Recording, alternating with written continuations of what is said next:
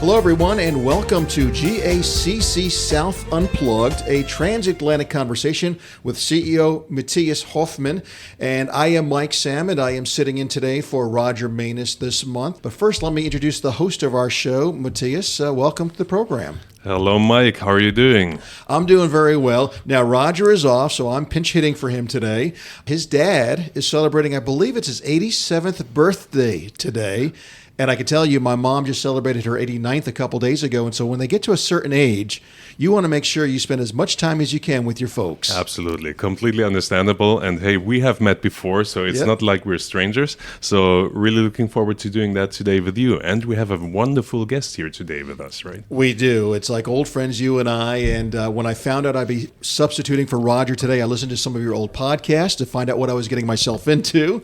And I am excited about being here, but I'm also doubly excited because of your special guest. Why don't you introduce her, please? Exactly. We have Inge Hofkens, member of the executive board of Aurubis, as a COO of multi-metal recycling here with us. So Aurubis, big company, Hamburg-based, right? And when I met Inge the first time, and we were talking the first time, you know, the name sounds pretty German, right? So I just started talking right away in German with her. And then I was like, oops, maybe she's not German, but from Belgium. Inge.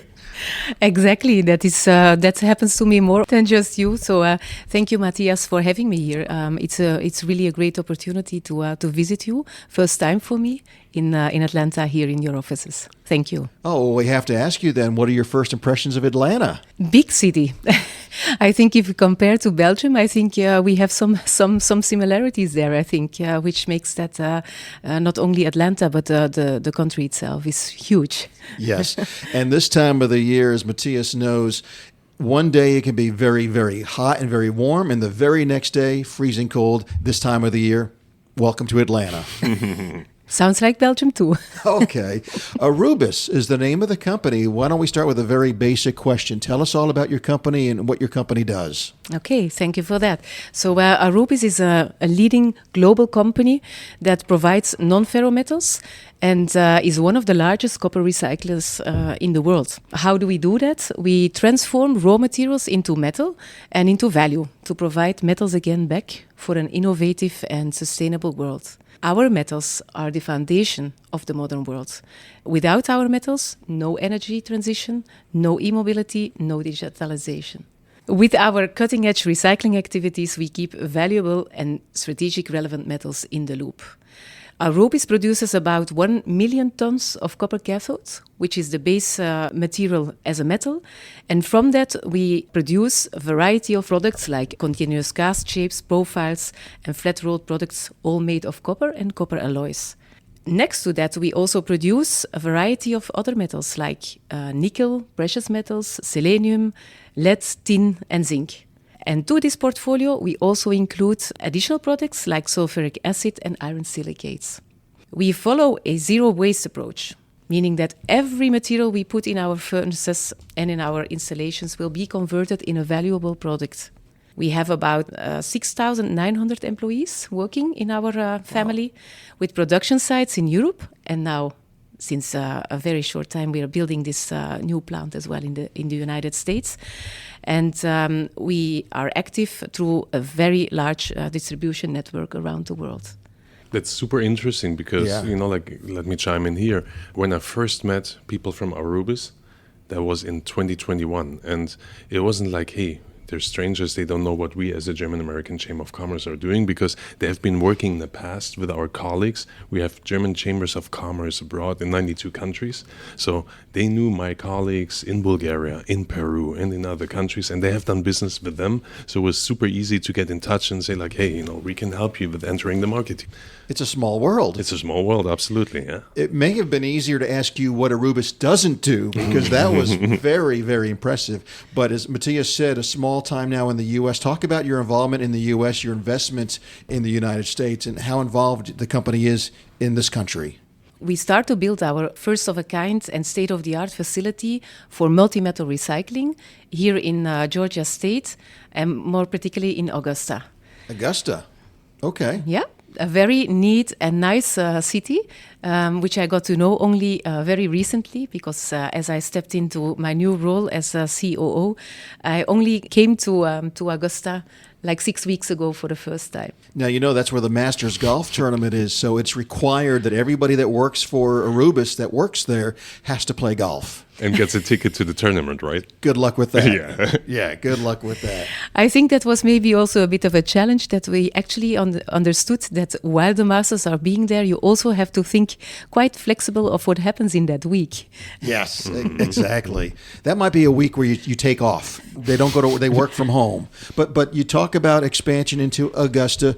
Why expansion into the U.S. at this time? I think recycling and the way how we do this metal recycling has had always large opportunities around the world. This is really global activities. But in the United States, recycling activities from that kind of how we do it has been non-existent so far. And a huge amount of material actually was exported out of the country. We have been always on solid ground in Europe, where we have been growing our activities. And from that, we actually saw the huge opportunity that we have to also be active within our own facility on the US ground.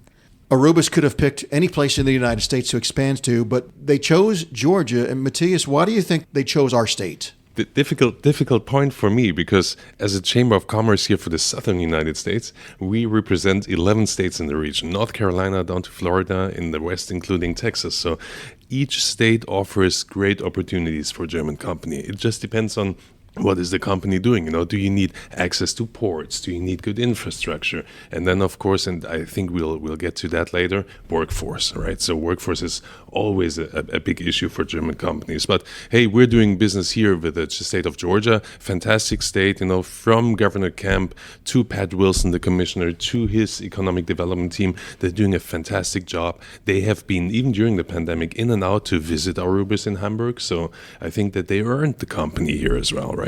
Absolutely, I could not agree more. And I think I would like to take the opportunity also to thank again the city and the citizens of Augusta, Richmond County, and Georgia as a whole. Because as you say, they have been very, very supportive so far and keep on giving us that support throughout this whole trajectory. Well, as we start the show, we've been talking about Aurubis, but I'm going to get a little personal right now. Let's find out a little bit about you, maybe in your story, and how you ended up where you are today. Thank you for that. I started about 30 years ago in this business. You started when you were like 5 years old. I was a bit older than that one, but pretty young still indeed. And it was, I started off in Germany, actually in the southern part of Germany, being active as a scrap buyer, 22 years old. And that was not so easy for me, because you kind of had to come in a world where you either succeed or you fail. That's simple. And it was tough, because my German at that point in time was really nowhere at that point in time. So I had to learn quickly, but it was super interesting. And if I look back on that period, maybe there's also where I got my negotiation skills experience ahead of me. Let me ask you that, because you started as a scrap buyer.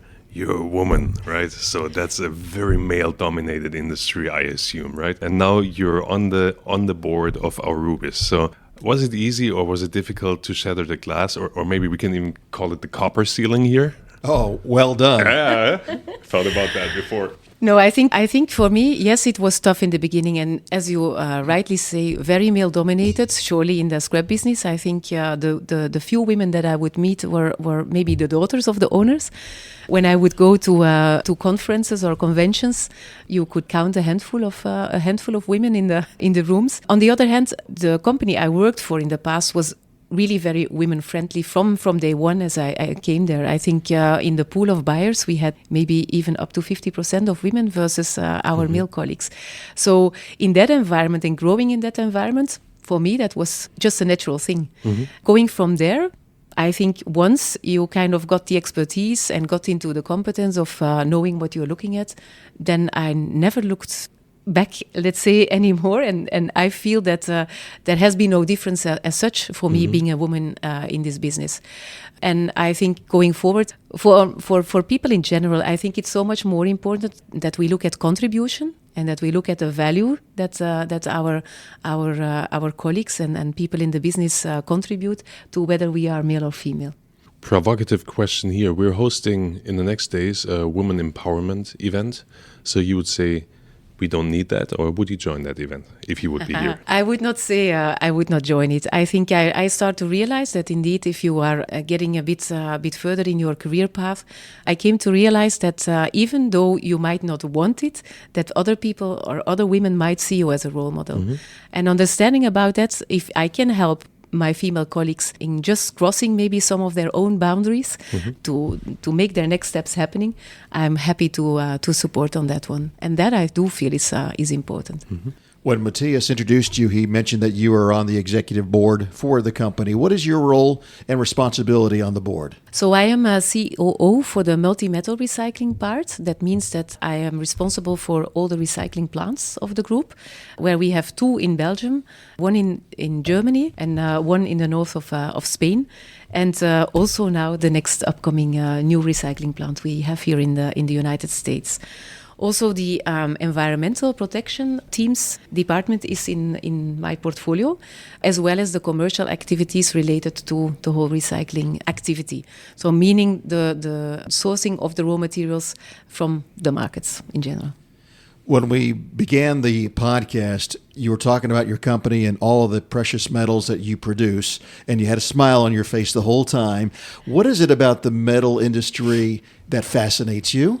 I don't know if you have ever seen copper in a liquid phase, but if you have raw materials like scrap, but we also have primary materials in our organization, and you convert them into copper, the moment where the copper gets poured out of the furnace, that's actually a really crazy momentum. And it still strikes me every time that I go into the plants, you see that momentum, then I get excited that is possible, even that copper gets, that we can get that copper out of these raw materials. In general, what is also really nice about the metal recycling is that you can do that forever and ever. It is a process whereby once it is mined and it is used, there is no change to the quality of copper by recycling it and by bringing it back into the circle. And it's really disclosing the loop that is so fascinating about this world. With constant changing products and product design, also meaning that you have a constant change of the type of scraps that are coming out and coming back into the chain through the collection and through the processing of scraps that then can actually be recovered again. And alongside of the copper, these all other metals coming along, and to tackle them as well, and to kind of find the right ways to separate them. I think that's also where the expertise of Aurubis lies, in this really high know-how and expertise in separating the different metals from each other. Let's take a little bit to the sustainability part here. So I read on your homepage that you want to have a production that is CO2 neutral by 2050, right? So what are you doing there in the whole sustainability world? It's a big buzzword, right? But Absolutely. What's in detail, what are you doing to keep our planet healthy and sustainable in an ecological sense? I think CO2 neutrality is a part of the sustainability track. It is an important part, and yes, it is one that has our full attention. We started already quite some tracks on how we can change our gas-fired furnaces, for instance, into electricity-steered furnaces. We are doing tests with hydrogen. We have been doing testing already with ammonia. And these testings are not just like ideas on paper, but also actual tryouts that we are currently investigating. This comes, of course, with quite some investments ahead of us, and we want to choose the right ones that fit best to our model. But coming back to the broader picture of sustainability is far more than just CO2 neutrality. I would say that even by the way on how we deal with our raw material sources, whether they are coming from primary or whether they are coming from secondary, we put really high value into where our sources come from and to diligently source these materials. We find it also very, very important to be not only having our plants on sites, but also being very active in the regions and in the communities where we are active, to have close collaboration with the people we work with around our plants. And in that regard, I think it's also for many of our plants in full symbiosis, not only with the communities that are often very close to our plants or came close to our plants over this century age of evolution, but also in symbiosis with our nature around us. What are you doing in terms of, is it awareness raising in the communities, telling people, hey, how does recycling work? How does it help? It is on different angles. It's indeed, we are doing a lot of exchange with schools and the communities to understand, make our story understand and what we do, exactly like you say. And on the other hand, also for social activities where we support and help communities in the activities which are really relevant for them. Question, so you smelter metals now in Augusta, and then you ship them back to Europe right now, right? That's my understanding? It is not fully correct. Okay. Because we will definitely also be active on the US market. So we are in talks already for outlets also on US ground. So we will do both. As a follow-up question, talking about sustainability, are you finding there's a difference in the environmental standards between Europe and the U.S.? We will definitely, for our U.S. side, build it in accordance with the highest environmental standards, the way we know them also in Europe. And it will allow for the most environmental friendly recycling. Very good. Well, what about workforce now? Because we had recently conducted our annual survey on German companies in the US. As in the previous years, what's the biggest pain point for German companies? What's the biggest obstacle in terms of growth? It's always workforce. And so not just German companies, yes, all companies. Yes, all companies. Yeah. And not just here in the US, but worldwide, right? So, but what are you doing there now? I mean, Aurubis in Augusta, I assume that there's certain pockets that you can kind of get your employees from, but how do you get them? How do you train them? Are you going to use like apprenticeship systems, or what's the process there? And maybe even more important, once you have them, how do you keep them? Sure. Yeah. That is indeed a very fair question, and I think we are still working out a lot on that one.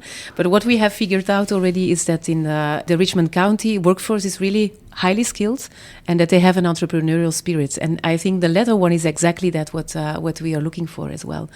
We have had great support so far already in setting up our training activities.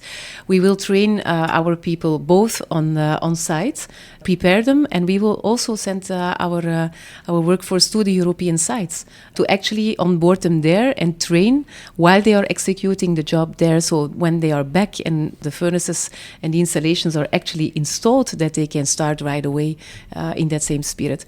We will of course also have a lot of our European colleagues supporting that one, and we will have also our colleagues over down here to make that process all work together.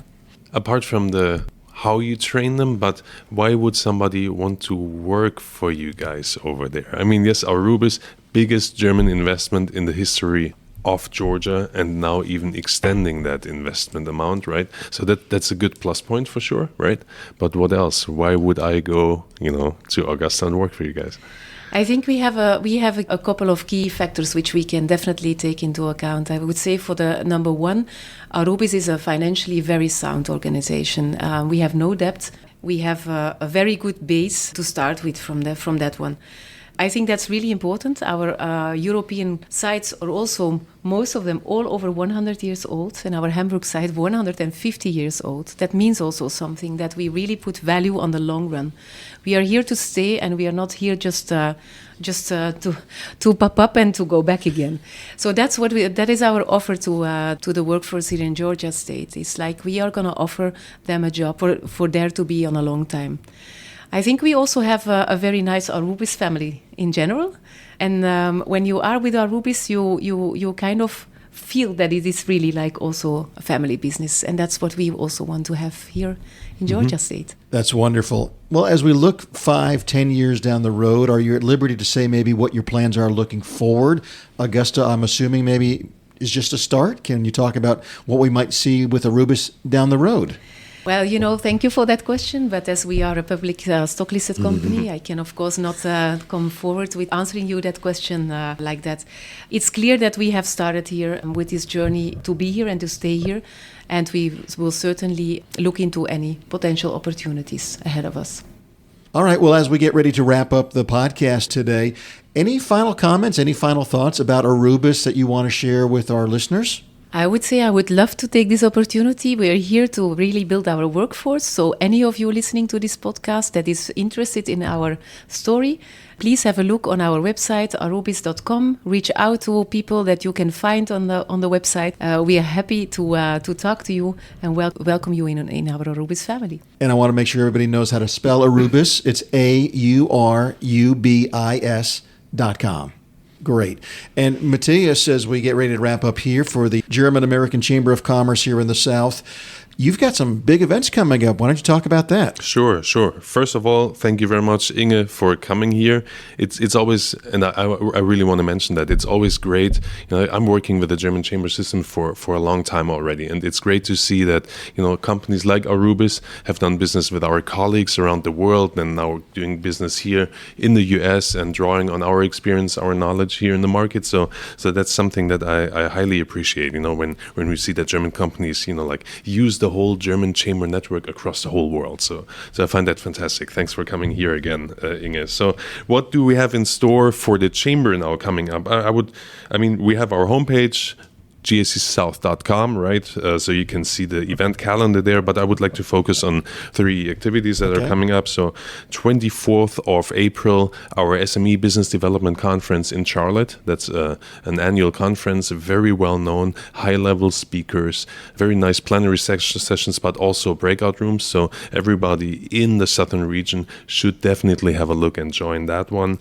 Then we have coming up in June, actually, for our German audience here, the German-American Business Forum, where we team up with our sister chambers here from the US. And in Frankfurt, we will organize the German-American Business Forum, a one-day conference, again, very much for newcomers, German companies that have not set their feet into the US market, and we're preparing them to do so at that event. And then April 12th, launch of our Tennessee chapter at FedEx Logistics at the headquarters in Memphis. So that's a new addition to our regional setup. So we saw from our member base that, hey, they want to have a stronger presence there in Memphis, in Chattanooga, in Tennessee as a state in total. So we're starting there with a great event over there. So again, you can see the details there on our homepage. And then, of course, delegations, German companies coming in, business delegations to Florida, solar energy, to Louisiana, shipbuilding, maritime business, to Texas in terms of smart city, and of course also outgoing delegations. So that's what we have in store for the next month. And thank you very much, Mike. You're going to be a very busy man, aren't you? Yeah, it's my team that is going to be busy, right? Well, I want to thank our guest, and I want to thank you, Matthias, as well as the host of the show, and want to thank our listeners as well for joining us here on GACC South Unplugged, a transatlantic conversation with our CEO, Matthias Hoffman. I have been your moderator, Mike Salmon, this month, filling in for Roger Minis. Thank you again for listening, and we'll see you next time right here on Business Radio X.